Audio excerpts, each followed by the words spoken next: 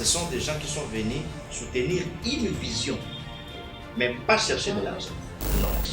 Et ils ont compris, les militants de parc aujourd'hui ont compris que c'est la vision matérialisée sur base d'un travail qui changera les choses dans notre pays. Et je peux dire que le message prend de plus en plus d'ampleur et les gens adhèrent réellement.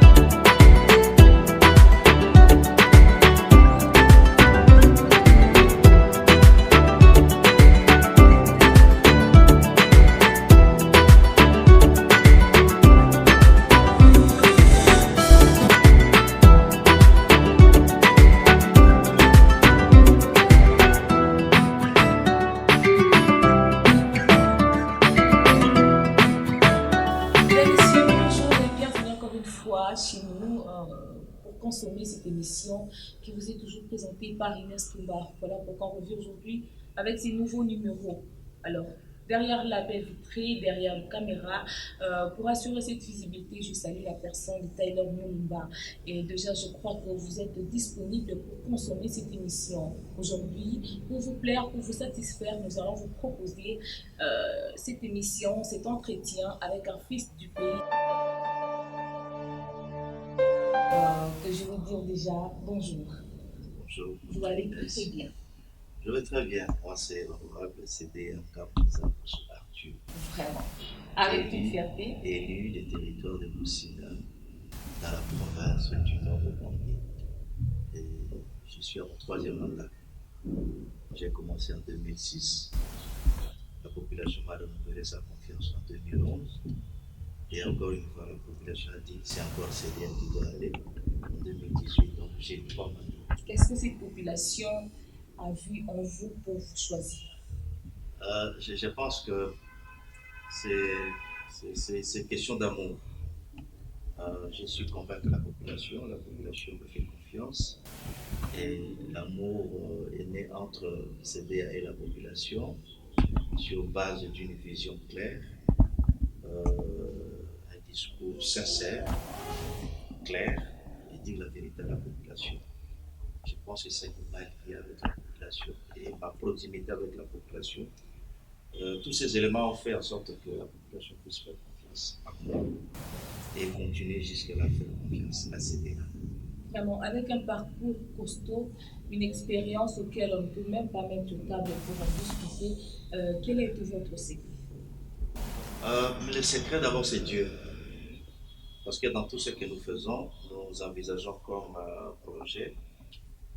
Sans Dieu, nous ne pouvons jamais atteindre et réaliser ce projet-là. Parce que lui-même nous dit dans la Bible que ceux qui font des projets, si ce n'est pas calqué sur Dieu, ils ne font pour rien.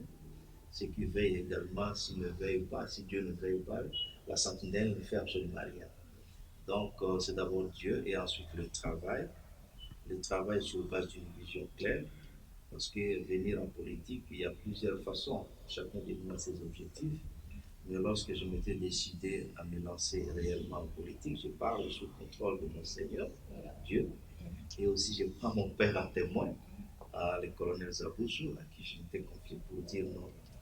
Nous devons changer quand même les choses dans notre pays, de manière générale et singulièrement chez moi, dans ma province. Et vous avez pu changer quelque chose? Je crois que je n'ai pas encore atteint ce que j'avais j'estime atteindre jusque-là, mais il y a quand même un travail qui est fait sur le terrain.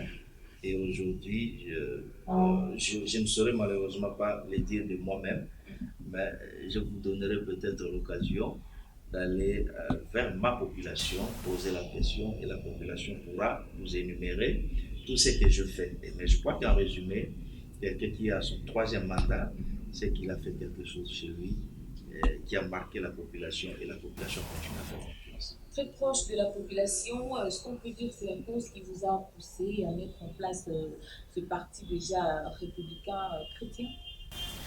Madame, l'ancien parti politique, c'est d'abord une vision de quelqu'un qu'on appelle fondateur. Et dans le cadre du Parti républicain chrétien, le fondateur, c'est l'honorable Arthur Sédéana Mouzaoussou. Ensuite, on partage la vision avec ceux qu'on appelle les cofondateurs. Ils sont nombreux. Excusez-moi de ne pas citer tout le monde ici, mais chacun de se retrouve parce qu'ils ont apporté, ils ont fait confiance à notre vision. Et autour de cette vision, nous nous sommes mis d'accord pour créer le Parti républicain chrétien PARC en 2011. Et c'est à travers ça que nous sommes en train de mener notre vision. Mais puisque vous parlez de la vision, je vous ai dit tantôt, me lancer en politique, ce n'était pas par opportunisme, non, mais c'était par souci de pouvoir apporter quelque chose à la population. Si on avait dit qu'on devait apporter quelque chose, parce qu'on avait constaté qu'il y a des choses qui manquaient. Alors la vision que nous avons partagée avec les camarades qui ont accepté de nous accompagner dans cette vision, c'était d'abord une vision basée sur des valeurs chrétiennes. Beaucoup de gens se posent la question pourquoi seulement valeurs chrétiennes.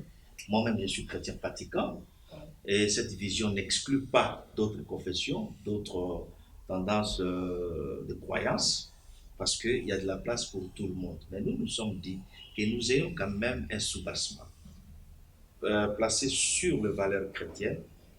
Les valeurs chrétiennes sont la justice, l'amour, tout ça compte pour que le Congo puisse aller de l'avant. Madame, croyez-moi, le peu d'expérience que j'ai fini par comprendre et réaliser que tant qu'au Congo, il n'y aura pas beaucoup de justes, nous allons tourner à rond. Nous allons changer de régime, nous allons changer de président, nous allons changer de premier ministre, nous irons concertation, dialogue, transition, rien ne changera parce que les gens n'ont pas encore intériorisé l'amour que Dieu demande à ce que nous puissions. Pourquoi l'amour? C'est parce que, madame, quand vous avez l'amour, vous servez la population dans l'honnêteté. Quand vous avez l'amour, les 1000 francs de la population ne peuvent être détournés. Mais c'est lorsqu'il n'y a pas amour que les gens, sur les 1000 francs destinés pour la population, ils prennent 800 francs pour se taper des immeubles au détriment des pauvres. Ça, nous n'acceptons pas parce que, puisque nous calquons notre vision sur les valeurs chrétiennes, nous nous disons, nous sommes au-delà de tout ce que nous faisons redevables à un Dieu.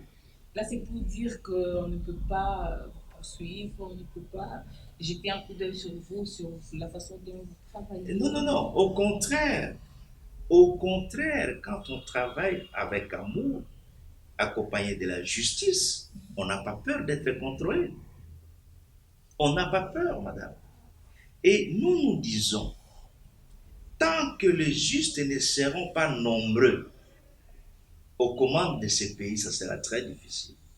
Moi qui vous parle, j'ai participé à la gestion de ce pays et moi j'ai dit qu'il est très important que nous puissions intérioriser les valeurs chrétiennes pour la gestion de ce pays. L'amour, la justice, c'est primordial. C'est nécessaire pour que nous puissions avancer. Sans quoi, nous allons créer davantage l'écart entre ceux qui s'enrichissent au dos de la population, ne tenant pas compte de la souffrance de la population, et la population qui va continuer à s'enfoncer dans la misère. C'est ce que nous, dans le Parti républicain chrétien, nous ne voulons pas. Et nous voulons changer les choses avec cette vision. Et si c'est avec ces messages que vous véhiculez pour pouvoir attirer plusieurs personnes au parti, alors on peut dire que vous avez déjà combien de membres? Bon, je risque peut-être de vous mentir, mais nous avons notre site web. Là, quand vous entrez, vous verrez qu'il y a autant de membres du parti qui se sont inscrits.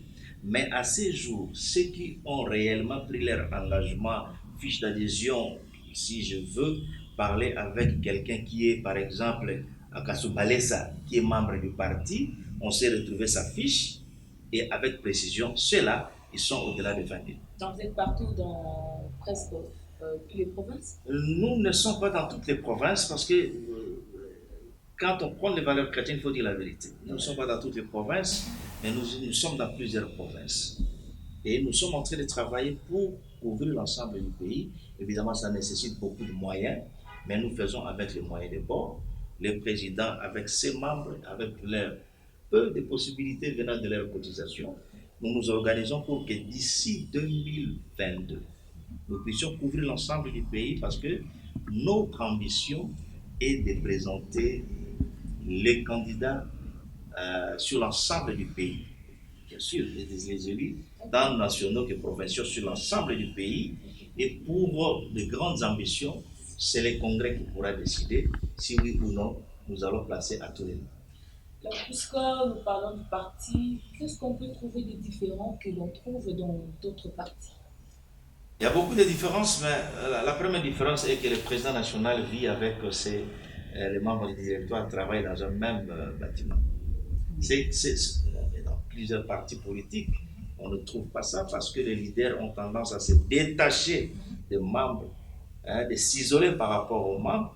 Mais nous faisons le contraire, nous sommes avec eux, c'est-à-dire nous comprenons leurs problèmes, eux aussi comprennent la vision du président, les difficultés du président, ensemble nous réfléchissons et nous agissons directement, contrairement à d'autres qui doivent faire beaucoup de démarches pour rencontrer leur président.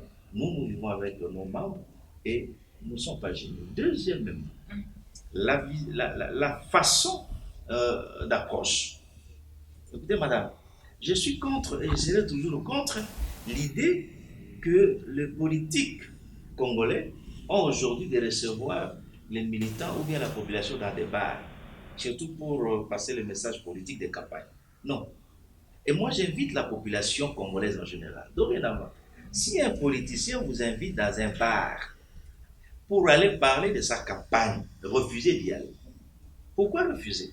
C'est parce que, généralement, lorsqu'on est à court d'idées, on n'a pas un discours cohérent à présenter, il faut d'abord amener les gens là où on boit, ils vont boire, ils vont perdre la tête avec l'alcool, et vous viendrez juste pour leur dire, j'ai besoin de vous, donnez-moi vos voix, ensuite voici le transport. Ça, nous devons éviter ça.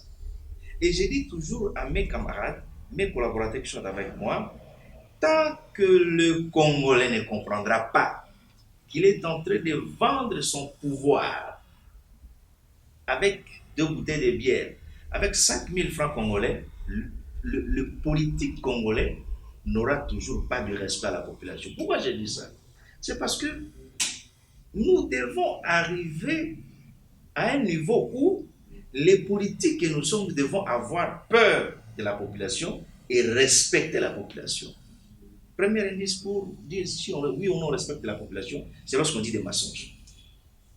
Lorsque vous dites des mensonges à la population, ça montre clairement que vous n'avez aucun respect à cette population. Pourquoi vous parlez seulement de mensonges? Bon, j'ai juste pris un exemple.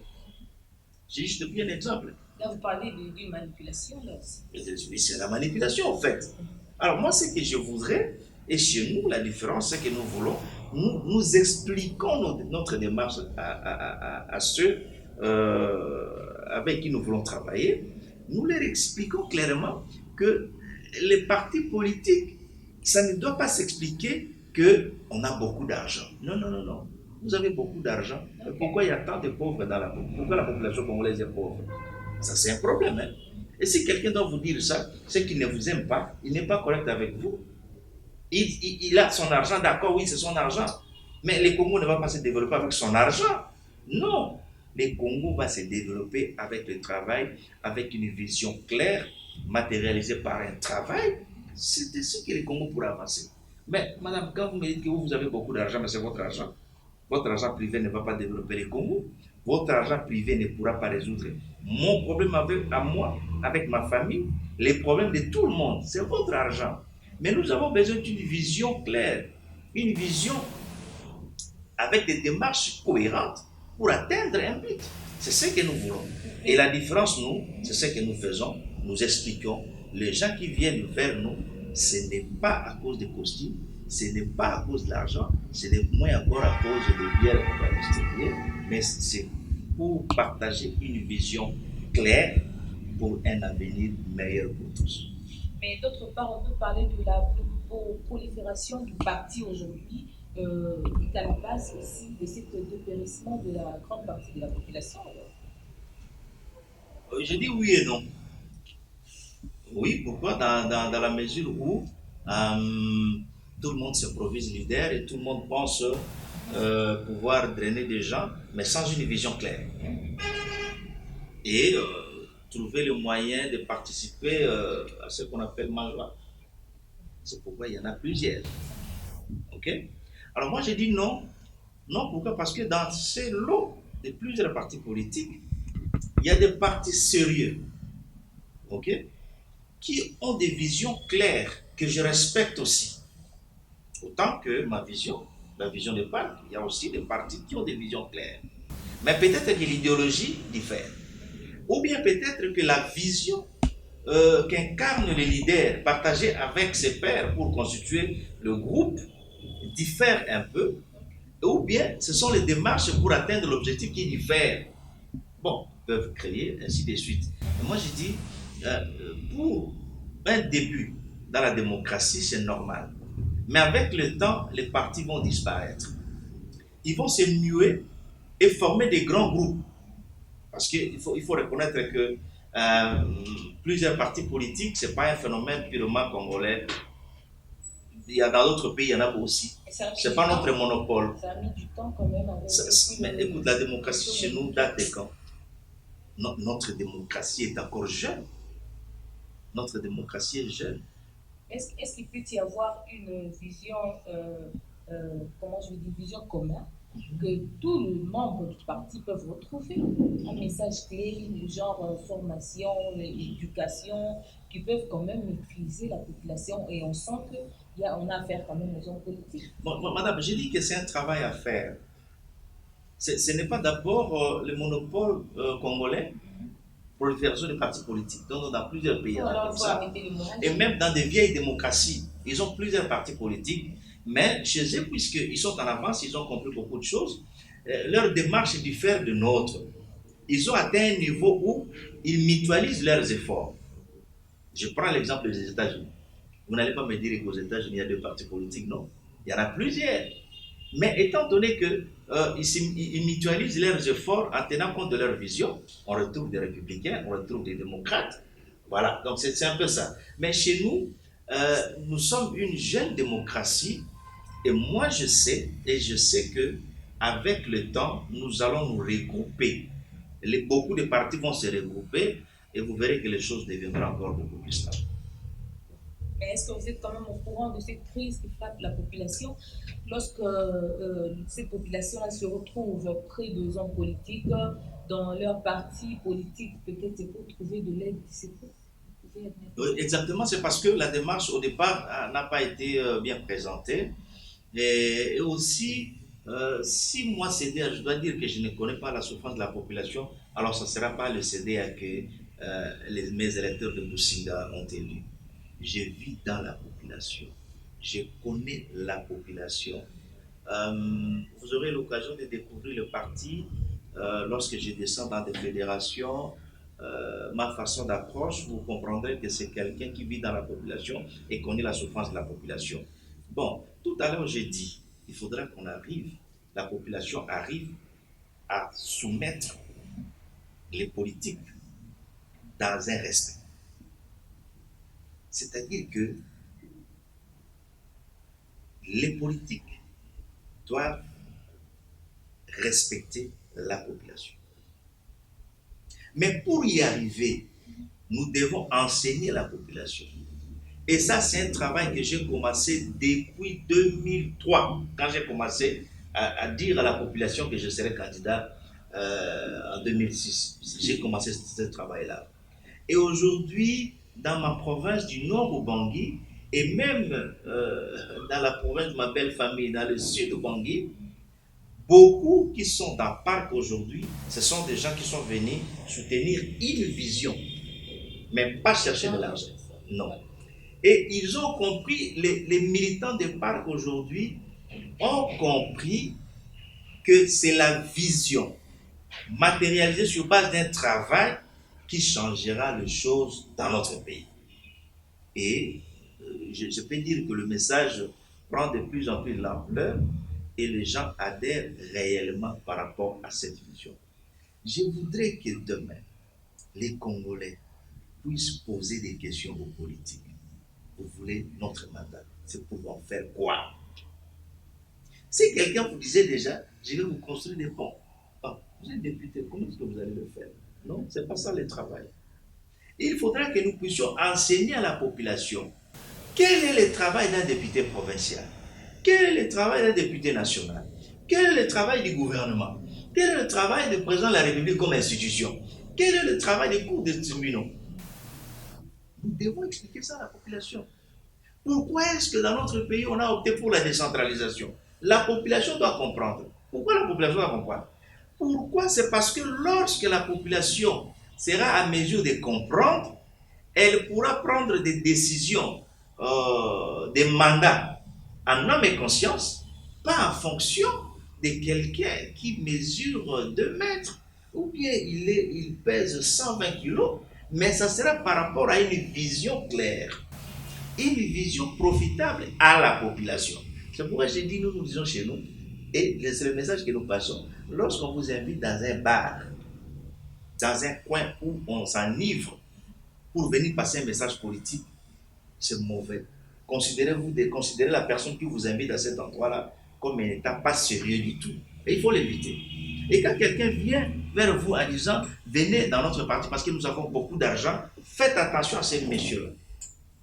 Il va vous amener dans un chemin où vous n'allez pas vous retrouver. Il a beaucoup d'argent, mais après, son argent ne pourra pas développer les Congos. Mais suivez quelqu'un qui va vous apporter une vision claire. Voilà ce que je pense. Voilà ce que notre parti pense. Notre projet de société, c'est ça. Une fois que vous nous faites confiance et que nous avons la majorité au Parlement, c'est ça la vision. Une fois que vous nous faites confiance au niveau de la province, voilà la vision. Ce sont de telles personnes qui vont voter. Et si vous voulez réellement que les Congo, les choses puissent aller encore de l'avant, la population doit arriver à comprendre ça.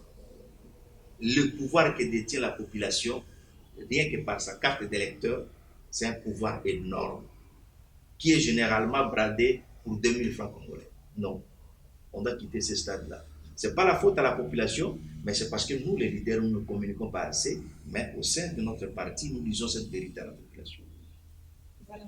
Vous avez passé plus de temps ici à Kinshasa ou bien à l'intérieur du pays ou alors à l'étranger? Ah là, je suis obligé de vous dire ma petite vie, parce qu'elle n'est pas aussi extraordinaire. Moi, mes parents se sont mariés dans une mission protestante dans le nord Ubangi. La mission s'appelle Bardo-Bokecha. En 1967. Ok? Et moi, je suis venu au monde dans une mission protestante, ce qu'on appelle la mission des Karawa. C'est une grande mission de chez moi. Ok?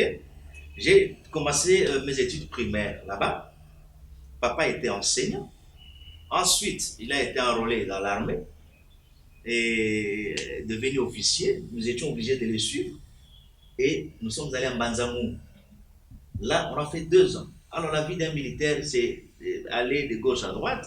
Mais mon père s'appelle Zabouche, c'est le colonel Zabouche, tellement qu'il aimait sa famille, lui ne voulait pas laisser sa famille à un seul endroit et partir faire le travail. Il nous amenait partout où il allait. On a quitté Mbanzamou, il a été muté à Kinshasa, nous sommes venus à Kinshasa. Ensuite, il a été appelé pour être diplomate, il nous a amenés au Tchad, à Djamena. Là, il a fait un mandat de 4 ans. Et de là, nous sommes revenus au Congo, à Kinshasa. Mais papa ne voulait pas que nous puissions perdre nos racines. Hein? Alors, il a décidé de nous ramener chez nous au village. Et il a dit que c'était pour nous former davantage. Et je pense que c'est Dieu qui l'avait inspiré. Alors, nous sommes allés là-bas. J'ai fait mes études, j'ai terminé mes études primaires là-bas. J'ai commencé première, deuxième année CO là-bas. Ça m'a permis encore de connaître notre culture, de maîtriser la langue et ça m'a servi plus tard. Donc, je ne suis pas quinois, je suis un arriviste, hein, Ok. mais je suis un villageois parce que je suis né chez moi. Ensuite, les études c'était ici et on a grandi ici, mais nous sommes restés liés à notre milieu naturel. Ce qui fait que lorsque la vision est arrivée pour faire de la politique, ça m'a été très facile de convaincre parce que la population connaissait mon père et la population s'est retrouvée dans ce que je disais parce que je suis en mesure de communiquer à ma langue. Hein, en Baka, je peux dire, en Bandi, je peux saluer, je peux parler. Donc, ça a permis à ce qu'il y ait un contact facile avec la population et créer les grands mariages que nous entretenons aujourd'hui. Mais quelle était vraiment votre vision professionnelle euh, pour tout votre parcours? C'était de faire la politique, c'était de vous dans plusieurs fonctions? Je voulais apporter des solutions aux problèmes que je connaissais dans la population.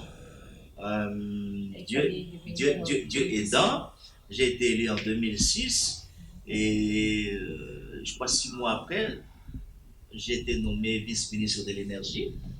Et quand je suis arrivé à l'énergie, chez moi, on avait un grand barrage, un mini barrage qui produisait autour de 400 euh, kilowatts, non, non, 400, comment on dit, kVA, qui produisait l'énergie et c'était à l'arrêt.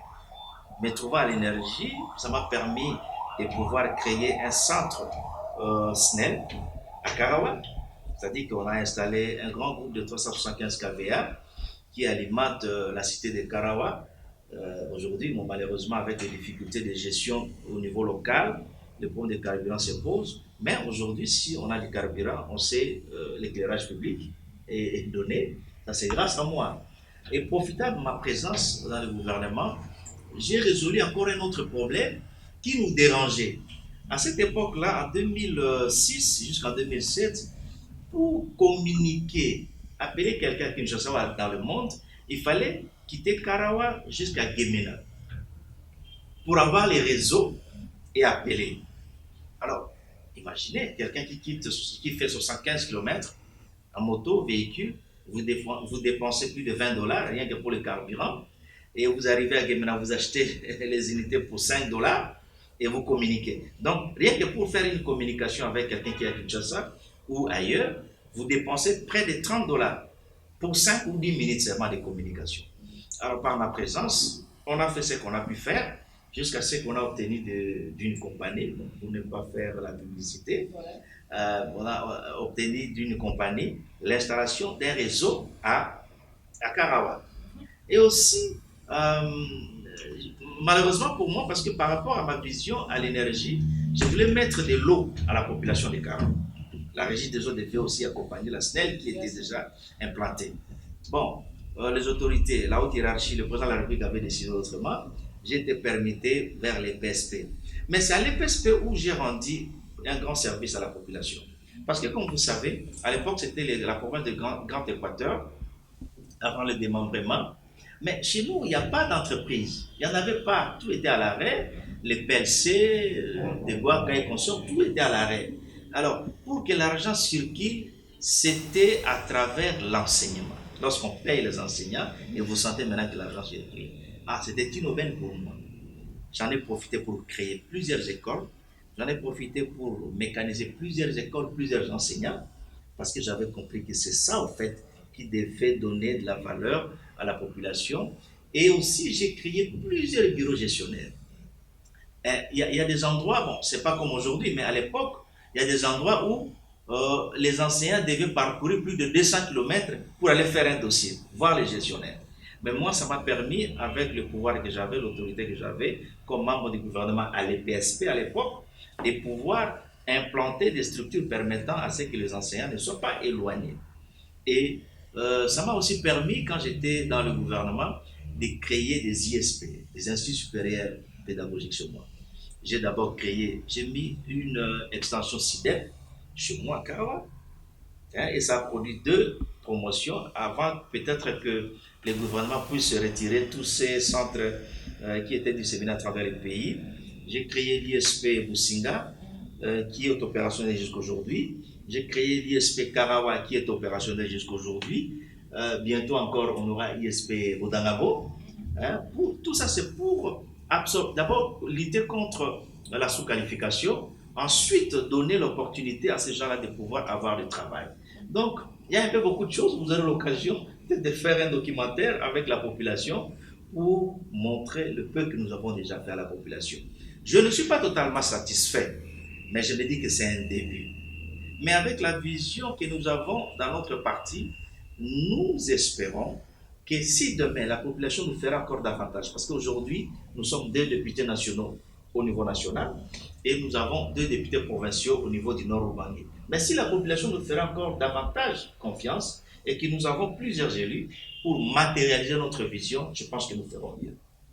C'est un plaisir pour nous de vous recevoir aujourd'hui. Bien sûr que nous n'avons pas vraiment eu le temps de consommer tout ce qu'on avait prévu pour échanger, mais du moins, on pourra revenir si bientôt là pour continuer à partager parce que je sens que vous avez la donne que la population a besoin. Alors, puisque c'est un parti républicain chrétien, vous avez le temps de faire la prière pour votre parti.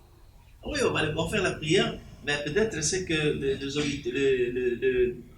les téléspectateurs auront besoin de connaître, mais CDA, il est célibataire ou bien il est comme... Non, CDA n'est pas célibataire. Le fait de vous voir déjà avec... évidemment, je suis père de famille, mon épouse c'est Madame Nelly CDA, Naya, à qui je fais un coucou. Et mes enfants, j'ai 5 enfants, tous des CDA, ils se retrouvent dans ce que je dis ici. Et aussi plusieurs enfants chez moi à la maison, les neveux, nièces, c'est l'Africain. On est avec eux, donc au-delà d'être président national d'un parti, être un homme d'État, j'ai une vie privée, ma famille, que j'entretiens pour le bien de ce pays aussi. Et le vœu hein, de ne pas baisser le bras, nous sommes un parti qui compte sur Dieu, et avec Dieu, nous ferons certainement beaucoup pour notre pays. Vous voulez la prière?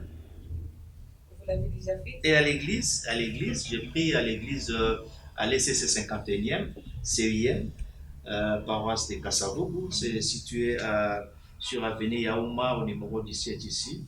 C'est là où je confesse ma foi.